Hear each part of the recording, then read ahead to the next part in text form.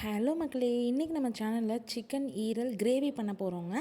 Already நம்ம சேனலில் வந்துட்டு சிக்கன் ஈரல் பண்ணியிருக்கோம். பட் அது வந்து ரைஸில் போட்டு சாப்பிட்ற மாதிரி பண்ணியிருக்கோம். இது வந்து டிஃபன் ஐட்டமுக்கு வச்சு தொட்டுக்கிற மாதிரி நம்ம கிரேவி பண்ணியிருக்கோம் இன்றைக்கி. இது இப்போ எப்படி பண்ணலாங்கிறத நம்ம பார்த்துடலாம். ஒரு வானலில் 2 டேபிள் ஸ்பூன் அளவுக்கு ஆயில் ஆட் பண்ணிவிட்டு, ஆயில் நல்லா சூடானதுக்கப்புறம் சீரகம், மிளகு, பட்டை ஒரு துண்டு, கிராம்பு 2, வர கொத்தமல்லி ஒரு டேபிள் ஸ்பூன் அளவுக்கு போட்டுக்கிறோங்க.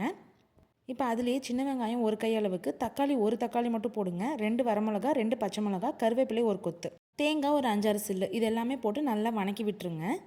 இப்போ இதை ஆற வச்சு மிக்சியில் அடிச்சுக்கலாம். அதுக்குள்ளார குக்கரில் கொஞ்சமாக ஆயில் ஆட் பண்ணி சீரகம், கருவேப்பிலை, வெங்காயம் இதை 3ஐயும் போட்டு நல்லா கலந்து விட்டுடுறேங்க.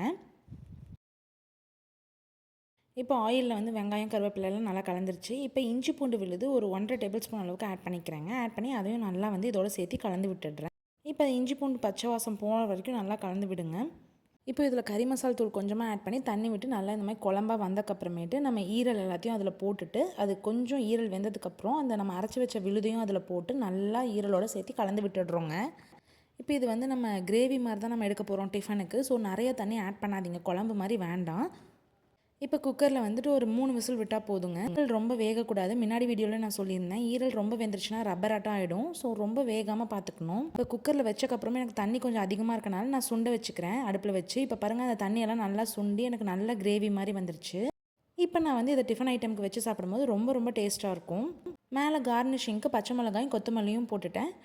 இப்போ நம்ம இந்த ஈரல் கிரேவியை டிஃபன் ஐட்டம் எதுக்குனாலும் வச்சு சூப்பராக சாப்பிடலாம்.